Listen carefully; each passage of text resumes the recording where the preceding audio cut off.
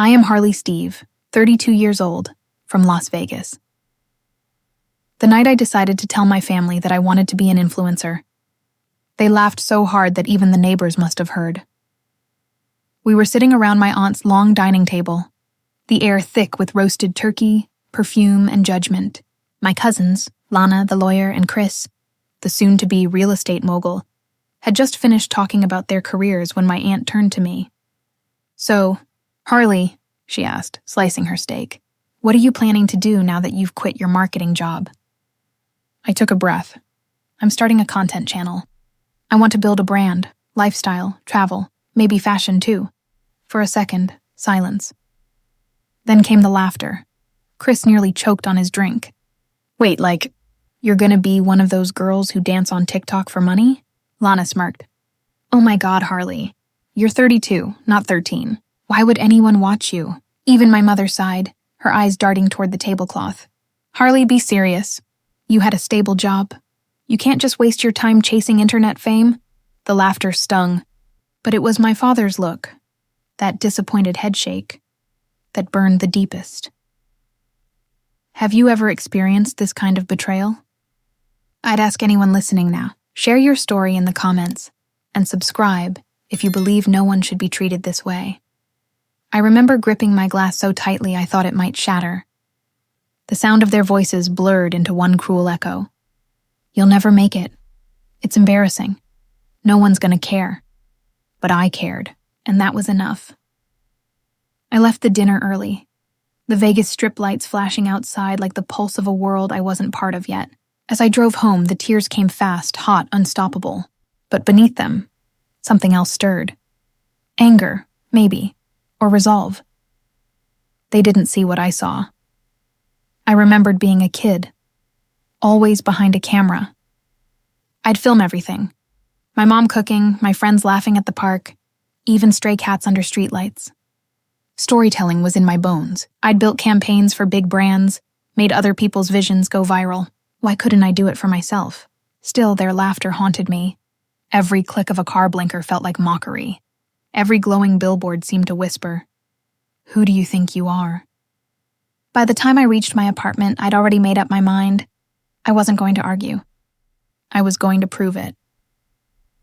That night, I sat at my kitchen table, laptop open, fingers trembling as I created my first account. A Harley in focus. The bio read, "Turning moments into magic." No one believed in me, but I hit post anyway. The video was simple, just me, sitting on my balcony with Vegas lights behind me, talking about quitting a job that didn't fulfill me. I didn't have ring lights, microphones, or even editing skills, just honesty.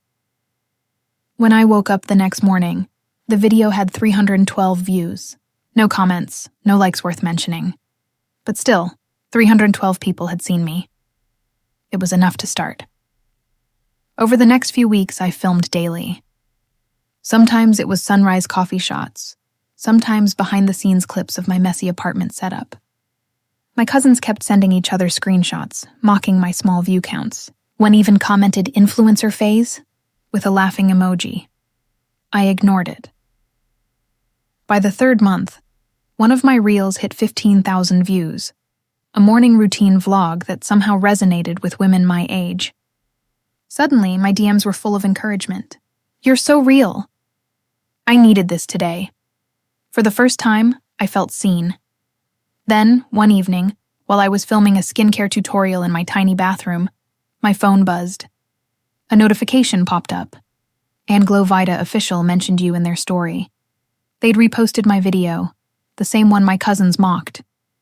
Within hours, my follower count exploded. The next family dinner came 2 months later. I almost didn't go, but part of me wanted to. Not to boast, but to see if they'd say it again. As I walked in, Lana looked up from her phone. "Oh, look who's here, the influencer," she teased. Chris grinned. "So, how's TikTok fame treating you? You getting free shampoo yet?" I smiled, setting my phone on the table. "Actually, yeah. And it's not just shampoo."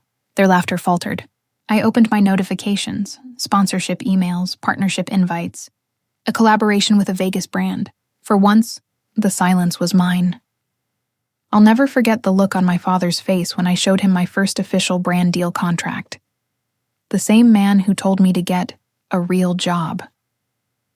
He didn't say much that night, but I caught the faintest curve of a smile. "Be careful with this online stuff," he said, trying to sound stern. "It can disappear as quickly as it comes." Maybe he was right, but I wasn't afraid anymore, because every cruel laugh, every dismissive glance, every whispered "she'll fail" had built something stronger in me than approval ever could. By the end of that year, I'd hit 500,000 followers. My face was on billboards, my words quoted in articles. And my cousins, the same ones who laughed, started tagging me in their posts. Shout out to my cousin Harley in Focus for inspiring women everywhere. I stared at that caption for a long time before finally smiling. Not out of pride, but peace, because I'd realized the sweetest revenge wasn't proving them wrong. It was becoming so content with my truth that their opinions no longer mattered, and that was just the beginning. After that night, I thought the laughter would fade with time. But in a family like mine, mockery was tradition, and I was the latest holiday special. Every call from my mother started with concern and ended in critique. "Harley, you've always been creative, but this internet thing isn't real work." "It's real enough to make people money," I'd reply. "You're not those people," she'd sigh, as if that was the end of it. And maybe that was the problem. I was never one of those people. I was the quiet one in a loud family, the girl who doodled in notebooks while my cousins debated stocks and politics. They measured success in degrees and titles. I measured mine in freedom. The truth is, I didn't grow up in the bright chaos of the Vegas Strip. My world was smaller, the outer neighborhoods, where gossip moved faster than traffic and dreams were treated like impractical hobbies. At the coffee shop down the block, the barista, Kayla, always asked, "So, how's your influencer thing going?" Her smile was sweet, but her tone, it carried the same skepticism as my aunt's dinner table. Sometimes I'd nod and say, "It's going." Other times I'd just smile back, sip my latte, and stare out the window at the neon signs flickering in the distance, as if they were blinking Morse code messages meant for me alone. Keep going. Keep trying. But the laughter wasn't just from family or neighbors. It came from within, too. When you start something new, something unconventional, the hardest part isn't the world's doubt. It's your own. The first 6 months were brutal. My savings drained fast. Rent, equipment, and endless cups of overpriced coffee ate through what I had left. Some nights I'd sit on the floor surrounded by camera cables and post-it notes, wondering if my cousins were right. "Maybe this is stupid," I whispered once to myself. But then, a message popped up on my screen, a comment from a young girl in Ohio. "You made me believe I can start again." "Thank you, Harley." I stared at it for a long time, tears blurring my vision. One stranger's words outshined 1,000 of my family's doubts. That night, I wrote in my notebook, the same one I'd used since college. The world doesn't get to decide what's real. I do. By the 7th month, things began shifting. My videos were getting noticed, not by family, not by friends, but by people who saw themselves in me. Single moms, burnt-out employees, people rebuilding after heartbreak. They didn't care that my lighting wasn't perfect, or that I filmed in my kitchen. They cared that I was honest, and honesty, it's something my world wasn't used to. Still, every time I posted something raw, a story about failure or losing everything to find myself, someone I knew would text me, "Girl, you shouldn't post that. It's embarrassing. You're oversharing again." People don't need to know your life. But people did, because for every critic, there were 10 more who said, "Thank you for saying what I couldn't." One afternoon, I got an email from a producer of a small lifestyle podcast. They'd seen my content and wanted me to share my story. I said yes before reading the details. It wasn't a big opportunity, but it was mine. When the episode aired, I didn't expect much. Maybe a few new followers, a couple of supportive messages. But what I got instead was a phone call I never thought I'd receive. It was my cousin Lana. "Harley," she said, her voice unusually soft. listened to that interview. You sounded good. Thanks, I said, waiting for the catch. No, really. You made some solid points about finding purpose. Maybe I misjudged what you're doing. I smiled faintly, though I didn't believe her yet. That's nice to hear. Yeah, she said after a pause. Anyway, I was wondering, could you help me grow my firm's Instagram presence? You've got experience now, right? There it was, we had the catch. That call was the turning point. It wasn't just that she wanted my help. It was that she finally saw value in something she once mocked. But I didn't jump at the offer. I told her I was busy, which for the first time in my life wasn't a lie, because suddenly I was. My calendar was full. Brand collaborations were trickling in, and a few companies had reached out about consulting on influencer marketing. I'd gone from the family failure to the expert no one wanted to admit they needed. And yet, the more success I tasted, the more I realized something important. Revenge wasn't always loud. Sometimes it was silent, steady, and slow, building brick by brick in the dark until one day it towered over everything that tried to bury you. Still, part of me longed for their validation, a weakness I hated admitting. At our next family gathering, my mother introduced me like she always did. This is my daughter Harley. She's doing social media stuff. But this time, before anyone could smirk, my uncle leaned forward and said, "Wait, you're that Harley? My wife follows you. She loves your videos." The room shifted. My cousins glanced at each other, a flash of recognition crossing their faces. That moment, that tiny, delicious silence, was worth every sleepless night. After dinner, I walked outside, the night air cool and bright with city lights. I opened my phone and saw my newest post had just crossed 1 million views. My hand trembled slightly. Not from disbelief, but from gratitude. Because for years, I'd believed I had to be accepted to be enough. Now I finally understood. Being enough was never about being accepted. It was about refusing to quit when no one clapped for you. As I looked up at the night sky over Vegas, I whispered to myself, they'll never laugh the same way again. And I meant it. The first time I realized success could attract betrayal. It wasn't from the family that once mocked me. It came from someone I thought was on my side. Her name was Mira, another content creator I'd met through a brand event in Los Angeles. She had that kind of effortless confidence that made you want to orbit her. When we first talked, it was instant chemistry, creative minds clicking, finishing each other's sentences about editing styles, audience engagement, and storytelling. "You've got something rare, Harley," she said, clinking her glass against mine that night. "You're real. That's what people love." Those words felt like sunlight. After years of being surrounded by people who belittled my dreams, Mira was the first who genuinely seemed to believe in me. We started collaborating. Small videos, joint live streams, meetups. My audience loved our friendship, calling us the dynamic duo. But behind the filters and smiles, something darker was brewing. Something I didn't see coming. At first, it was little things. Mira started posting similar content right after I did. Same lighting, same quotes, even using captions almost word for word. I brushed it off. Inspiration happens, right? Then, during one of our live streams, she cut me off mid-sentence and said with a laugh, "You know, Harley's the creative one. I'm just the one who actually gets things done." The comments rolled in. So true. Mira's the professional. Harley's great, but Mira really knows how to handle business. It shouldn't have bothered me, but it did. Because the truth was, I was the one handling the business. I was the one negotiating brand deals, setting up shoots, scripting our videos, but Mira was the louder voice. And in a world that rewards confidence over substance, she was starting to win.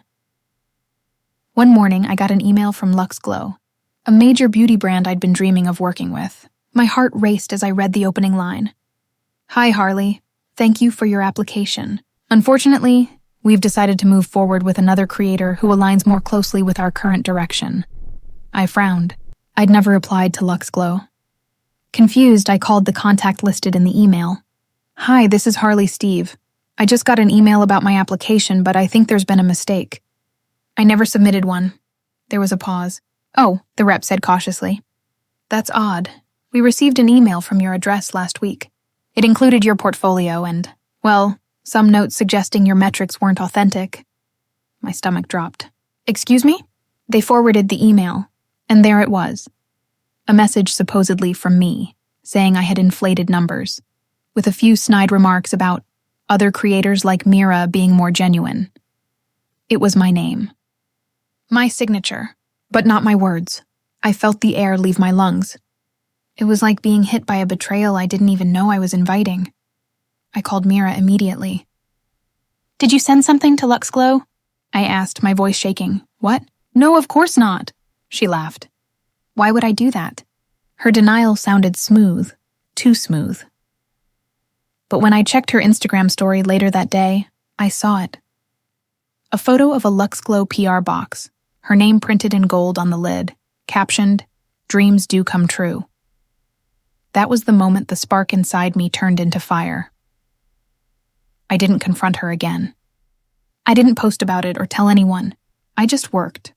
Harder, smarter, sharper. If she wanted to play dirty, I would play strategic. I studied everything I could about algorithms, timing, sponsorship psychology. I started waking up at 5 a.m., scripting my content with precision, planning every caption, every keyword.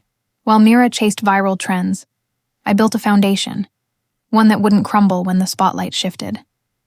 Months passed. Slowly, my numbers climbed again. My content reached audiences outside the lifestyle niche: motivational, personal growth, creative entrepreneurship. I became the woman who talked about rejection and resilience, not makeup and filters. And people resonated with that more than I could have imagined. I received an invitation from InspireCon, a major digital creators conference in Chicago. They wanted me to give a keynote, turning pain into power. It felt poetic. The same pain Mira tried to use against me was now the fuel for my rise. When I arrived at the conference, I saw her, Mira, dressed in her flawless white jumpsuit, surrounded by photographers. She looked at me across the lobby and smiled. That same glossy, calculated smile. Harley, she said, pulling me into a hug that reeked of perfume and pretense. Can you believe we both got invited? I guess the universe rewards hard work. Yeah, I said, meeting her eyes. It rewards the truth, too. She blinked, but before she could answer, one of the organizers walked up to me. Mrs. Steve, the main stage is ready. They're waiting for you. Mira's smile faltered. Main stage? The organizer nodded. She's the keynote speaker. As I walked on stage, lights flashing, cameras rolling, I felt every ounce of pain, doubt, and humiliation melt into something fierce. I began my speech not with a success story, but with a confession. I used to let people define what I was capable of, I said, scanning the crowd. I used to let others take credit, talk louder, and twist my truth. But then I realized, no one can ruin your reputation faster than you can rebuild it. The room erupted in applause. In that moment, I wasn't just a content creator. I was a story, one that couldn't be forged or copied. Afterward, when I stepped backstage, Mira was waiting. You did great, she said tightly. Really powerful speech. Thanks, I replied. Maybe next time you'll get the keynote spot. Her jaw clenched. You know, Harley, success doesn't last forever. No, I said, smiling. But integrity does. I walked away before she could respond, the echo of my heels mixing with the fading cheers from the audience. That night, in my hotel room overlooking the Chicago skyline, I opened my laptop. My inbox was overflowing. Collaborations, speaking offers, partnerships. But tucked between them was one message that made me pause. From LuxGlow, official subject, a second look. Hi, Harley. We owe you an apology. After internal review, we discovered false correspondence under your name. We'd love to discuss a potential partnership, if you're still interested, I smiled, closing my eyes for a moment. The universe really does reward hard work. And the truth. The applause faded faster than I expected. After the conference in Chicago, my name was buzzing in the creator community. My follower count jumped, emails poured in, and even news outlets wanted interviews. It was everything I had dreamed of. Yet when the lights dimmed and the cameras stopped rolling, I felt something hollow in the pit of my chest. No one tells you that success can be the loneliest sound in the world. I had spent so long fighting to be heard, to be seen, to be taken seriously. But now that everyone was finally watching, I didn't know how to be anymore. When I returned to Vegas, my apartment felt smaller. The same walls that once witnessed my grind now felt like barriers. I opened my phone. Hundreds of notifications, brand deals, praise, hate. For every "you inspire me," there were 2 "you've changed." Mira had started her own subtle campaign. Not direct attacks. She was too smart for that. But passive digs in her captions. Some people pretend to be authentic for engagement. I just live it. Her followers ate it up, and some of mine drifted away, unsure who to believe. I learned quickly that fame wasn't about being loved. It was about being watched. I began working longer hours, terrified of slipping. My morning coffee turned into energy drinks, my nights into editing marathons. Sometimes I'd stare at my reflection in the dark screen of my laptop, barely recognizing the woman looking back. Was this the revenge I wanted? To prove everyone wrong at the cost of myself? My mother called one night, just as I was uploading a campaign video. "Harley," she said softly. "Are you eating properly?" "I'm fine, Mom," I said, forcing a laugh. "You sound tired." "I'm just busy." "Busy isn't always good, honey," she murmured. "You can be full and starving at the same time." Her words stuck with me, a quiet truth I didn't want to face. Weeks passed. The pressure grew. The brands wanted more, the audience expected deeper stories, and the algorithm, that invisible god, demanded sacrifice. I started canceling plans, ignoring texts, even skipping family calls. The same people who once mocked me now begged for my attention, but I couldn't bring myself to answer. It was easier to be admired from a distance than questioned up close. Then came the panic attack. It hit me while filming a day-in-my-life vlog. I was halfway through a skincare tutorial when my hands started trembling. My breath caught in my throat, the camera lens blurring as my heartbeat roared in my ears. I collapsed onto the couch, clutching my chest, tears spilling without warning. It felt like the universe had pulled the plug, and all the noise I'd been running from came flooding back. I didn't post for 2 weeks after that. When I finally opened my phone again, I expected silence. Instead, my followers had noticed my absence and cared. Messages filled my inbox. "We miss you. Take your time. We'll be here. You helped me through my breakdown. Now let us help you." For the first time in months, I realized I didn't have to pretend. So I did something terrifying. I told the truth. I filmed a video titled, "What Success Really Feels Like." No makeup, no editing, just me, raw, tired, honest. I talked about burnout, loneliness, and the fear of losing yourself in the chase for validation. By morning, it had gone viral, not because it was perfect, but because it was real. That video changed everything. It wasn't just a confession, it was a lifeline. Brands reached out not for glossed-over ads, but for authenticity. Viewers opened up about their own struggles. My inbox became a mosaic of shared pain and healing. Even my mother called again, this time crying softly. "I'm proud of you," she whispered. "Not because you're famous, because you're brave." I sat in silence after that, staring at the blinking light of my camera, realizing that maybe revenge wasn't about proving others wrong. Maybe it was about proving to yourself that you could survive what tried to destroy you. But as peace began to settle in, something unexpected happened. Mira resurfaced. She sent me a message. Casual but loaded. "Hey, I saw your video. Brave stuff. You're really growing, huh?" I hesitated before replying. "Thanks." Then came the next line. "I'm launching a mental health podcast. Would love to have you on." I stared at her text, my jaw tightening. The same woman who forged my name, the one who mocked authenticity, now wanted to profit off mine. My old self would have said no, blocked her, maybe even exposed her. But I wasn't that Harley anymore. Instead, I agreed, because sometimes revenge isn't fire, It's light. The day of the podcast, I walked into the studio calm, steady. Mira greeted me with her practiced warmth, the cameras rolling, her followers watching live. "So, Harley," she began, her tone sweet as honey. "You've been through so much. How do you stay authentic in a world full of fakes?" I smiled, by remembering that truth doesn't need to compete. It just needs to exist. The silence that followed was delicious. Her viewers filled the chat with comments. "Wow, that's deep. Harley always keeps it real." And Mira's smile? It cracked. Just a little. That night, I walked out of that studio lighter than I'd felt in years. Vegas glittered in the distance. The same city that once mocked me, now reflecting my glow. I wasn't chasing approval anymore. I wasn't begging for validation. I was simply living. And that was my quietest, most powerful victory yet. Power doesn't arrive with a loud announcement. It creeps in quietly, right after you've survived the kind of pain that was supposed to break you. For me, it began the morning after Mira's podcast. My phone buzzed nonstop, hundreds of notifications, messages, tags. The clip of my answer, "Truth doesn't need to compete.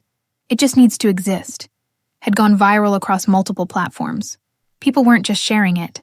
They were dissecting it, quoting it, feeling it. It was the first time my words, not my looks, not my content style, but my truth, had taken on a life of their own.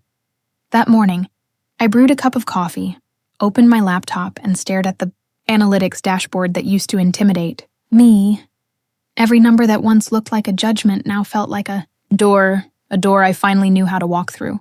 Spent the entire day studying my own content, like it belonged to someone else. What worked? What didn't? What made people pause? What made them stay? I realized something fundamental.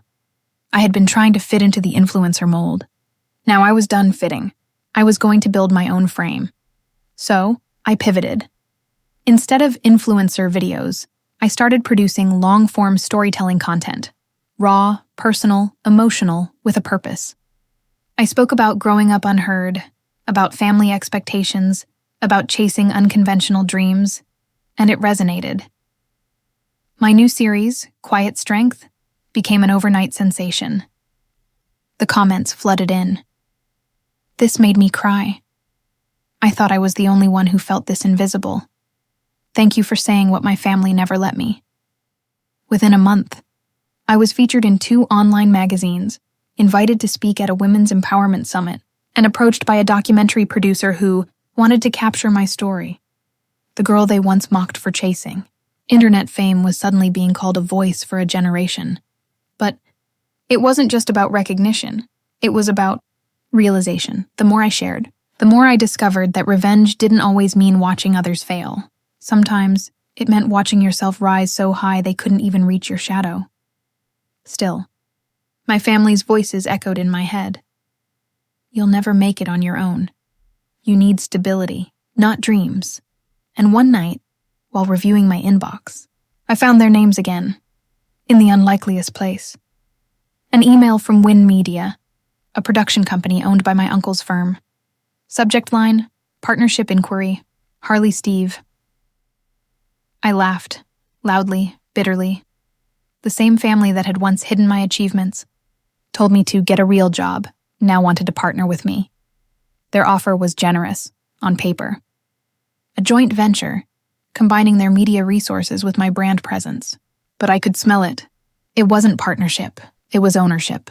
They wanted to take credit for my success now that it had value. I didn't reply immediately. Instead, I called my mother. "Mom," I said, "did Uncle Rob ask you to tell me about the email?" She hesitated. "He mentioned it. He said it's a good opportunity, Harley. They just want to help you grow." I smiled into the phone, though she couldn't see it. "I already am growing, Mom, without them." The next week, I was scheduled to give a keynote at the Vegas Rising Entrepreneurs Gala. The audience? Business leaders, investors, creators, including, as fate would have it, members of my own family. I wore a sleek black jumpsuit, the kind that made me feel powerful without trying. As I walked onto the stage, the room dimmed. Cameras clicked. "My name is Harley Steve," I began, steady and sure. And I used to think success was about being accepted, about proving myself to people who never believed in me. But I've learned something. You don't need to be chosen when you can choose yourself. The crowd leaned in. I built this from nothing, I continued, my voice stronger now. No connections, no favors. Just the belief that my story, our stories, matter. And if anyone here has ever been told that your dream is too small, too risky, or too unrealistic, remember, that's only because they were too scared to imagine it themselves. The applause was thunderous. I saw faces from my past in the crowd, cousins, aunts, my mother wiping a tear, my uncle stone-faced beside her. Revenge had never felt so silent and so sweet. After the event, I stepped outside into the Vegas night air, the neon lights painting everything gold and crimson. My phone buzzed again, this time a message from my uncle. You were incredible tonight. We'd still like to discuss the partnership. Call me when you're ready. I smiled and typed my response slowly. Thank you for believing in me, even if it took the whole world to convince you. I never hit send. I deleted it instead. Some messages didn't deserve answers. The following month, I launched my own digital storytelling platform, The Haven, a space for creators, survivors, and dreamers to share their journeys without judgment. I funded it myself, using every ounce of savings I'd earned through speaking, partnerships, and campaigns that I built with integrity. The first story featured wasn't mine. It was from a single mom in Texas who'd lost everything but her will to start over. Her story went viral, and she messaged me crying, saying she finally felt seen. That's when it hit me. I didn't just find my power, I was now giving it to others. As I scrolled through my dashboard that night, watching stories pour in from around the world, I whispered to myself, this is it. This is what they could never take. Because power, I learned, isn't about control. It's about creation, and as for my family, they could keep their silence. I'd built something louder than their approval. Something real. Success had finally given me peace. But peace never lasts long when old ghosts still breathe your name. It started with an invitation. A national network was producing a live special called Homegrown Voices, the stories behind the success. It was a high-profile feature that celebrated self-made entrepreneurs, artists, and creators who had defied the odds. And there, right at the top of the guest list, was my name, Harley Steve. I was thrilled. But what caught my eye was the location, Vermont, the same small town my extended family still lived in. The same place I had left behind years ago. The irony was almost cinematic. As I read through the event details, I saw it clearly. An opportunity not just to share my story, but to control it. For years, my family had rewritten my narrative, downplaying my achievements, pretending I was a phase they didn't need to acknowledge. Now, the world was inviting me to speak, and they would have to listen. It wasn't about revenge in the cruel sense. It was about balance, about truth finding its voice after being silenced for too long. So I began preparing. Not just a speech, a moment. The setup took weeks. I worked with my creative director to produce a short video montage that would play before my segment. I insisted it include old photos, childhood snapshots, early failures, my small-town library job, and even clips of my first viral videos. But the final frame? That would be the statement. It would read, "They hid my achievements. Now the world celebrates them." It was bold. It was personal. It was the line I had been waiting years to say aloud. The day of the event arrived. I landed in Vermont to a crisp morning that smelled like rain and nostalgia. The studio was buzzing with production teams, journalists, and local news crews. When I walked in, I was met with polite smiles, and one familiar face I hadn't expected. Harley? I turned. It was Aunt Louise, the family's self-appointed spokesperson. Her expression was a careful blend of surprise and condescension. "Well, look at you," she said, scanning my outfit. "All fancy now. We've been watching your videos. Quite dramatic, aren't they?" I smiled calmly. "Good to know I have such loyal viewers," she chuckled nervously. "You know, your mother told us about this event. The whole family's tuning in. We're proud of you, really." It was the kind of pride that sounded like guilt wearing a disguise. Backstage, as the crew adjusted my mic, I felt the adrenaline hum beneath my skin. My hands weren't shaking, not this time. I was steady, anchored by years of being underestimated. A producer leaned over. "We'll cue your intro in 30 seconds, Ms. Steve. Anything you'd like to add?" "Yes," I said, glancing at the monitor showing the montage. "Make sure the last frame holds for 5 seconds. Let them read it." He nodded, unaware that he'd just become part of my closure. When the lights dimmed and the host's voice filled the air, I walked onto the stage. Applause rose like a wave, warm, genuine, thunderous. "Tonight," the host said, "we're joined by one of the most inspiring, self-made voices in the digital world, Harley Steve. Her story began in a small town right here in Vermont, where dreams weren't always taken seriously, but that didn't stop her." The video played. The audience watched my journey unfold. From that small room with peeling paint where I filmed my first post, to the conferences, the podcasts, the global reach, and then the last frame appeared. They hid my achievements. Now the world celebrates them. There was a pause, a beat of silence heavy with understanding, before the applause broke again. That sound, in that moment, was the closure I hadn't known I needed. During the interview, the host asked the question I knew was coming. "Harley, your story isn't just about success. It's about resilience. But there's a part of it many people relate to. Not being believed by those closest to you. How did you overcome that?" I leaned forward, my voice calm, deliberate. "You stop waiting for validation," I said. "You realize that some people can't celebrate you because your courage exposes their fear. And when you understand that, you stop needing their applause." Gasps rippled softly through the audience. I smiled. "But I do believe in forgiveness, just not the kind that forgets. Forgiveness that frees you, not them." After the show, journalists crowded around for interviews, flashbulbs bursting like fireworks. I answered a few questions, then excused myself to step outside. That's when I saw them. My family, standing near the exit, huddled together like a painting of discomfort. My uncle avoided my eyes. My cousins fidgeted. "Harley," Aunt Louise said again, this time softer. "That was powerful. You really made a name for yourself." I looked at her, then at the others. "I didn't make a name," I said gently. "I just stopped letting you erase it. No anger. No shouting. Just truth." She nodded, her throat tightening. "We were wrong," she whispered. "I know," I said. "But it's okay. You taught me something valuable. Never rely on anyone else to tell your story." Later that evening, I sat alone in my hotel room, still in my black silk dress, watching the replay of the show. The camera had caught everything, the emotion, the pride, the reckoning.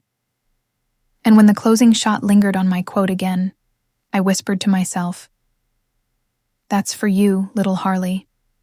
The one they told to dream smaller. My phone buzzed with messages. Thousands of strangers thanking me for saying what they'd always wanted to say to their own families, and somewhere in the middle of all those notifications was one text that made me pause. From my mother. "I cried tonight, not because of what they did, but because of what you became. You didn't just prove them wrong, Harley. You proved yourself right." That night, I didn't feel anger or revenge. I felt release. The setup was complete. The truth had been spoken on the stage that mattered most. Not to hurt them, but to heal me. I had turned my pain into performance, my silence into story, my past into power. And the best part? The whole world had watched it unfold. When the cameras turned off that night in Vermont, I thought my story had found its ending. But what I didn't know then was that closure isn't the final chapter. It's the beginning of a new one. Because the moment I stepped into my power, those who had ignored it suddenly remembered my name. It started with an email. Subject: exciting collaboration opportunity. The sender: my cousin Lana, the same one who once told me that posting videos isn't a career. She now worked for a marketing agency, and her message was drenched in forced enthusiasm. "Harley, I saw your segment on Homegrown Voices. It was incredible. We're actually hosting a national campaign featuring top digital creators, and your brand would be a perfect fit. I read the email twice before smiling. There it was. The strike was coming full circle, and they didn't even know it. Instead of deleting it, I replied, "Hi, Lana, that sounds great. Let's set up a meeting to discuss the details. Best, Harley." It wasn't about revenge anymore. It was about reflection, showing them what growth looks like when you stop asking for permission. The meeting was scheduled for the following week in Las Vegas. My home turf now. The irony was beautiful. Years ago, I had begged them to take me seriously in their offices. Now they were flying to mine. I prepared carefully. My assistant, June, booked the studio's glass conference room. Sunlight pouring through floor-to-ceiling windows, the city skyline glittering in the background. I wanted them to feel the difference between who I was and who I'd become. When they walked in, I stood to greet them. Calm, composed, confident. Lana blinked as she looked around. "Wow, Harley, this place is amazing." "Thank you," I said, gesturing to the chairs. "It's taken a while to build." Her colleague, a man I didn't know, smiled stiffly. "We've heard a lot about you. Your brand presence is one of the strongest in your niche." Funny, I thought. That's not what they used to say. The pitch began. They wanted me to co-host a national awareness campaign for young entrepreneurs, to inspire women to chase their dreams. Their agency had partnerships with several networks, including Win Media. Yes, that Win Media, my uncle's company. I almost laughed out loud. "So," I said, leaning forward, "your agency is in partnership with Win Media?" Lana nodded eagerly. "Yes, it's their production arm that's backing the campaign. They'll be funding the shoot and handling distribution. They think you'd be perfect for the face of it." I smiled slowly. Perfect. Because what they didn't realize was, I'd already been planning something similar.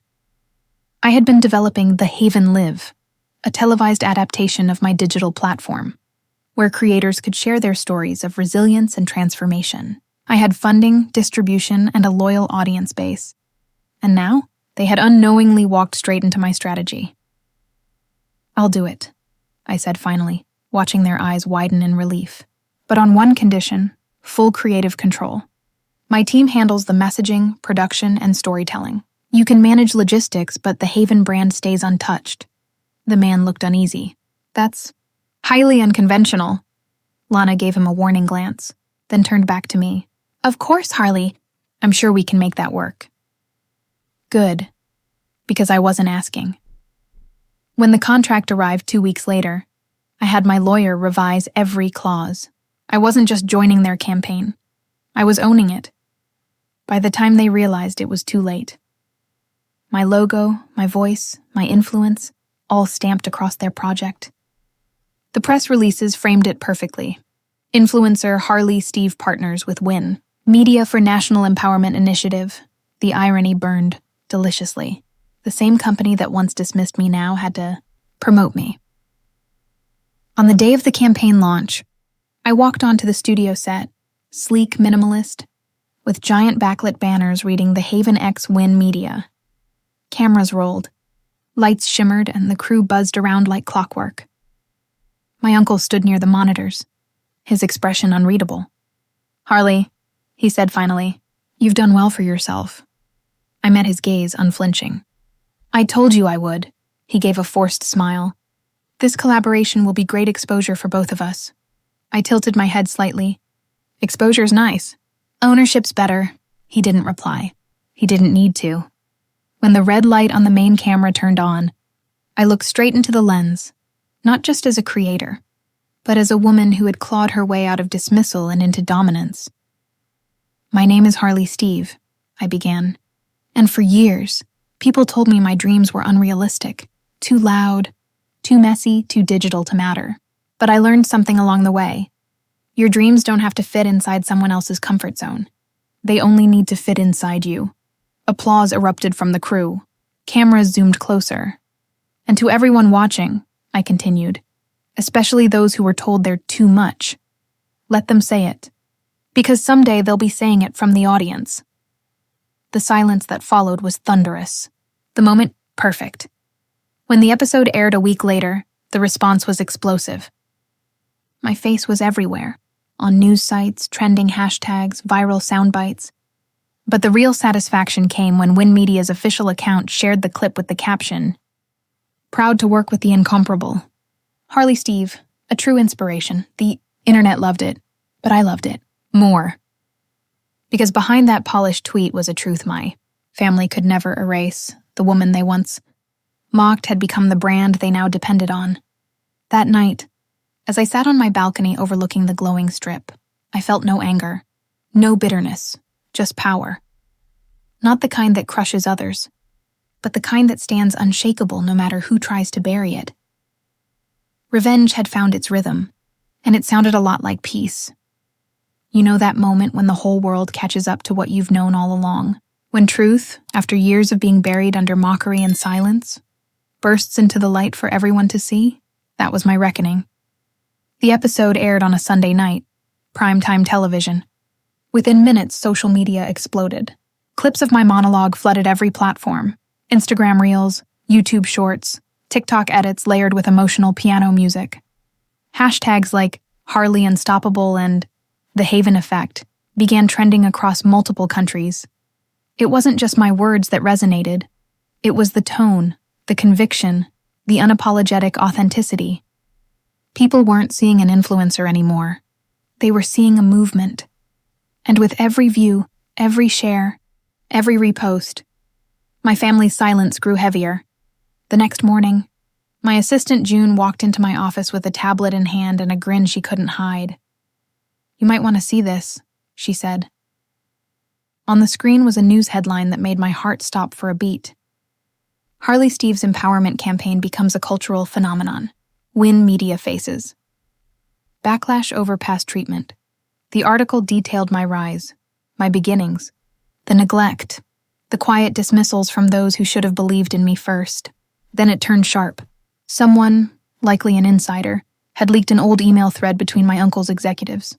It was dated from years ago, when I'd first started The Haven. One line stood out in bold: "She'll never make it far enough to matter. Don't waste time associating with her brand." The internet did what the internet does best. It devoured hypocrisy. Screenshots spread like wildfire. Comments poured in by the thousands. This didn't age well. Imagine underestimating someone this hard. The same people who buried her are now standing in her spotlight. By afternoon, Win Media's official account had turned off comments entirely.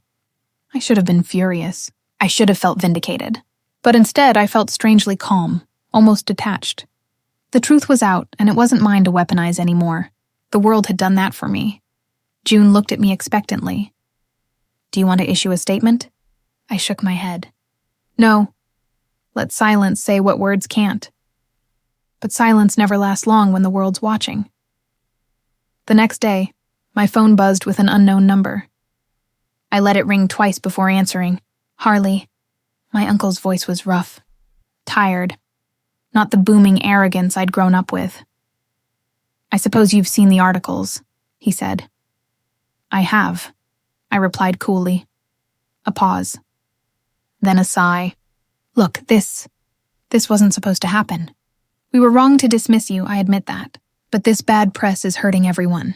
Maybe you could make a statement, something to ease the narrative." I almost laughed. "Ease the narrative? You mean protect your reputation?" I said softly. "Not mine. Harley, please. Family should stand together."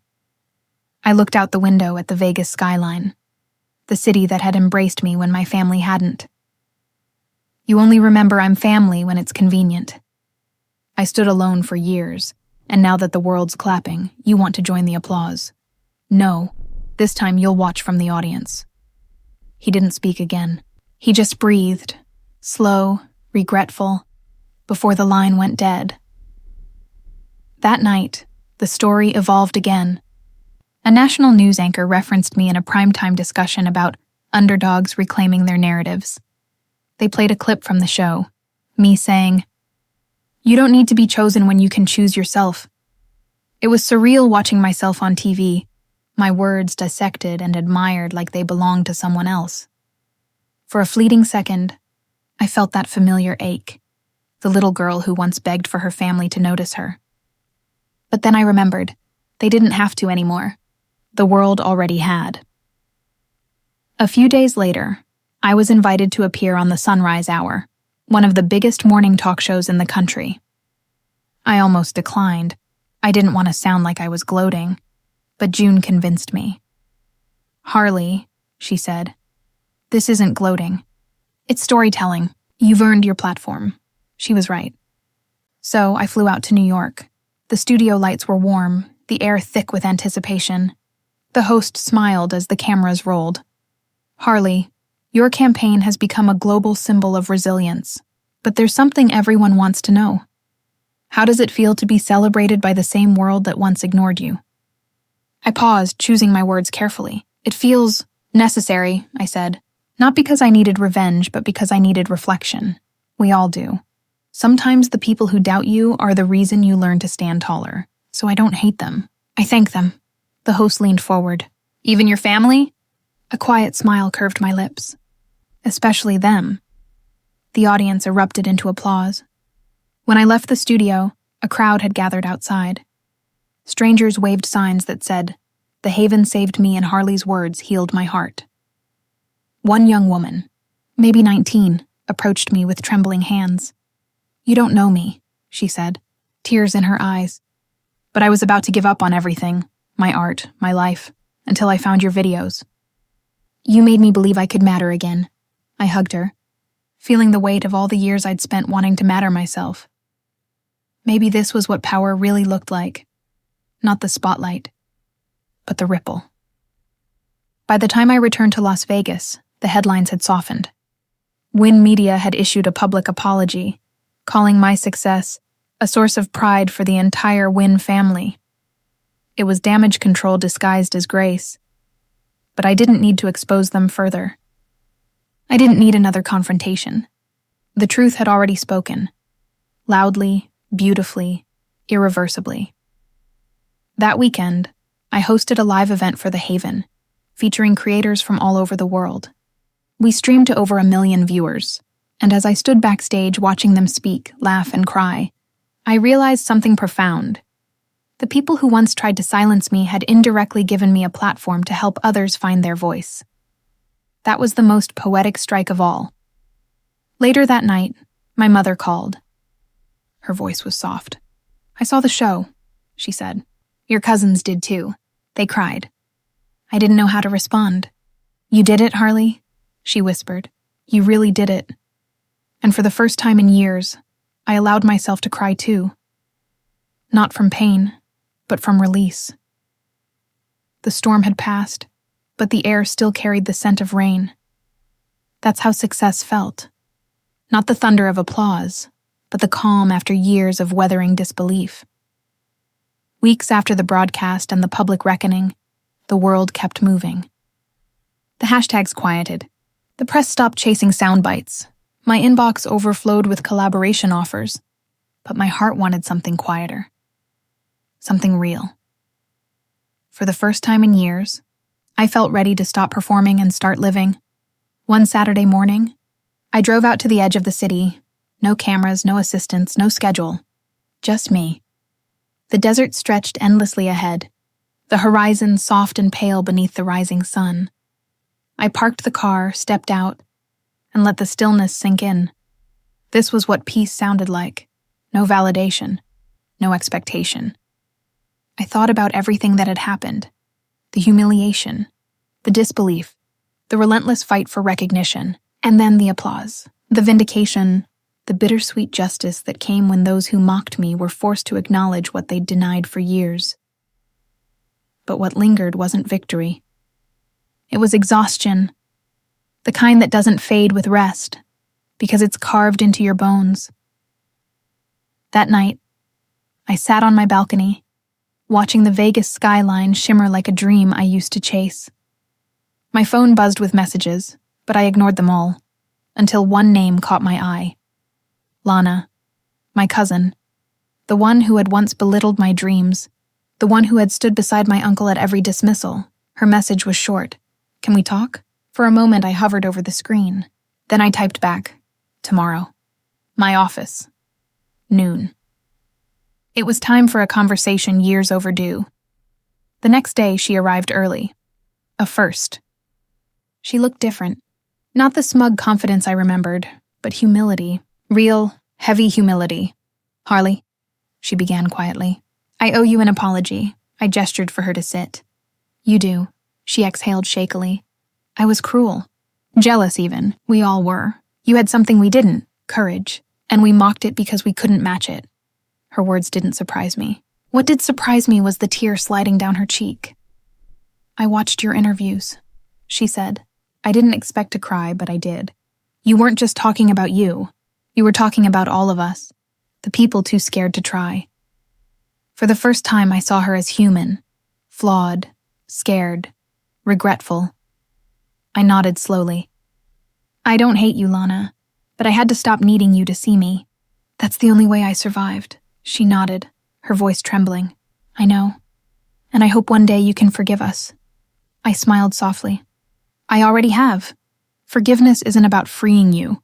It's about freeing me. After she left, I sat in silence for a long time. That conversation, brief, honest, unpolished, had done more for my healing than all the applause in the world. Revenge had given me justice, but forgiveness gave me peace. 2 weeks later, I returned to Vermont. Not for another show or interview, but for something simpler. My mother had invited me to visit the old family home. Everyone's calmer now, she'd said on the phone. Maybe it's time. The drive there was surreal. The same winding roads, the same cracked wooden sign at the edge of town, but everything looked smaller, like the memories had shrunk to fit the woman I'd become. When I walked into the house, I was greeted by silence, then the faint smell of coffee and cinnamon rolls. My mother hugged me first, her embrace soft and trembling. Then came the others, hesitant, awkward, remorseful. My uncle approached last. Harley, he said quietly, I never said this before, but I was wrong. You proved that success isn't about privilege. It's about perseverance. I studied his face, the lines, the pride, the regret. I didn't do it to prove you wrong, I said. I did it to prove me right. He smiled weakly. Still, I'm proud. I believed him. Maybe for the first time. Later that evening, as the sun dipped behind the hills, I sat on the porch where I'd once written ideas in a notebook no one cared about. My mother joined me, 2 cups of tea in hand. You've grown into everything I hoped you'd be, she said softly. I smiled. It just took the world a little while to catch up. She laughed, and the sound felt like home. For the first time, I wasn't looking back with anger. I was looking back with understanding. Every cruel comment, every dismissal, every closed door. It had all pushed me toward my independence. They hadn't broken me. They'd built me. That night, I opened my journal and wrote, Vindication is loud, but peace is quiet.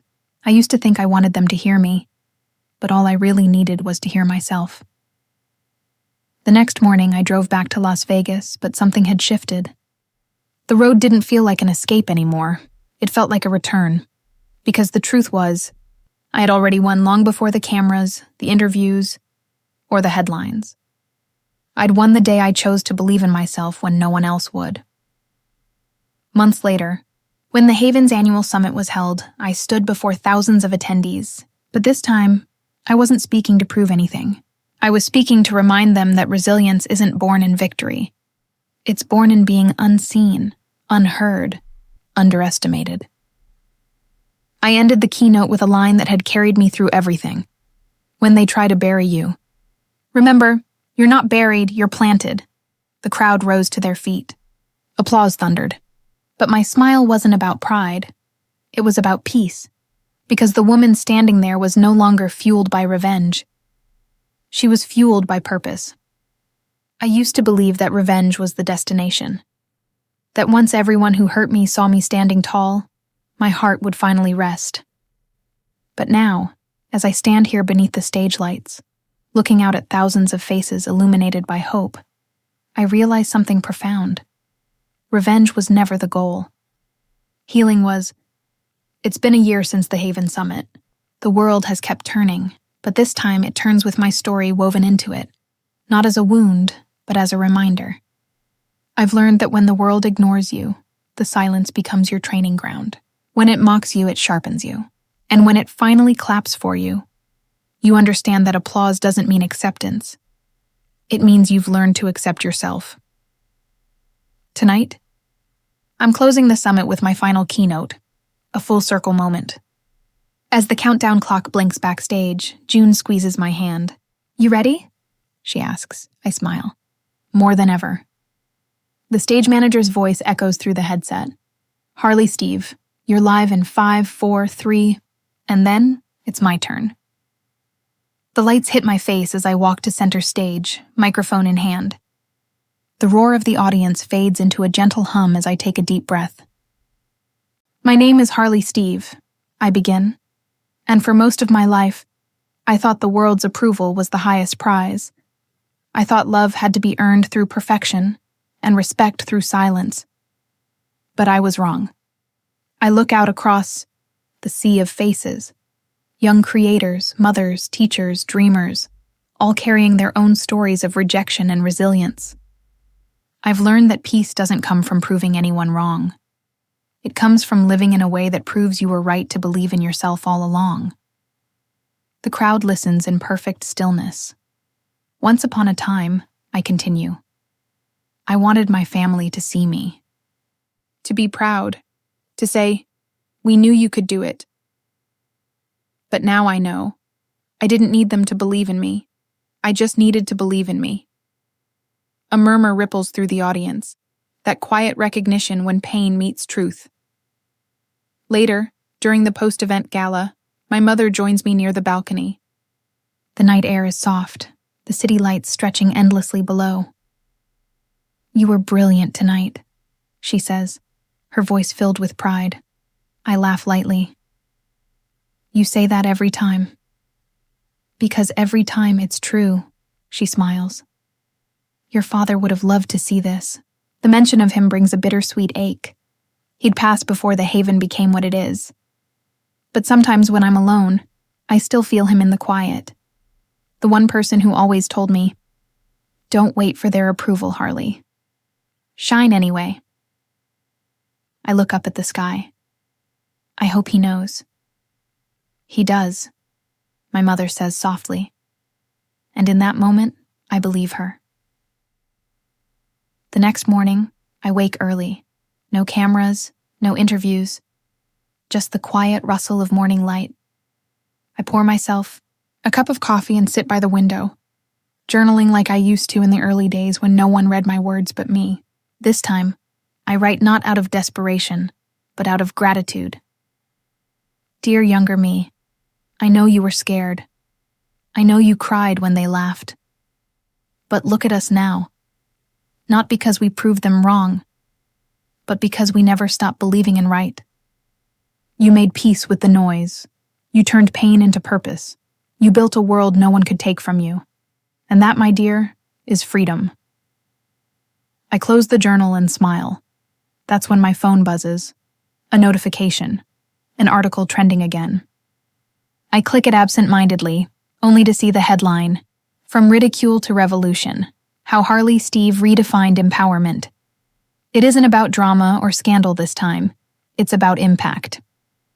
The journalist writes, Harley Steve didn't just prove her critics wrong. She taught an entire generation how to rewrite their stories without bitterness. Her greatest revenge was becoming unbreakable. I let the words sink in, not as validation, but as closure. That evening, I take a walk through the quiet streets behind my office. I pass a small cafe, the kind I used to sit in years ago, sketching ideas and hoping someone would believe in them. A group of young women sit inside now, laughing, one of them wearing a hoodie that says The Haven Collective. I stand outside for a moment, smiling. They don't see me, and that's the beauty of it. They don't need to. The movement was never about me. It was about what came after me. I whisper under my breath, "Keep going," and I walk away. Months later, the Haven Foundation launches a scholarship for women in underrepresented communities, creators, writers, entrepreneurs who are starting where I once stood. During the press event, reporters ask what inspired the name. I grin. It's called the Root Fund, because every tree that grows tall remembers the darkness it came from. The applause that follows isn't for me. It's for what I've built. Now, as I look back at my journey, the betrayal, the humiliation, the rise, the reckoning, it all feels like a movie I once starred in, but no longer need to replay. The past no longer hurts.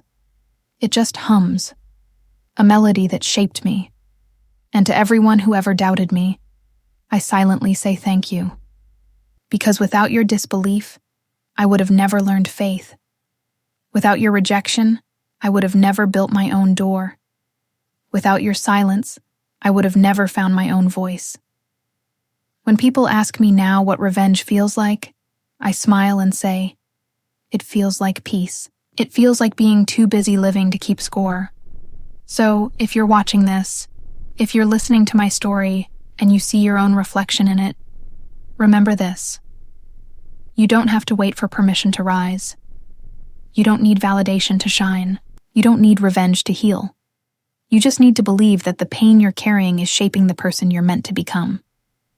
And if my story resonated with you, please like, subscribe, and share it with someone who might need to hear that they too deserve respect and unconditional love. Because sometimes, the loudest revenge isn't triumph, it's transformation, moral reflection. Because when the world refuses to see your light, your only job is to keep shining until it can't look away. So tell me, what's your story? When did you stop waiting for someone else's permission to be extraordinary?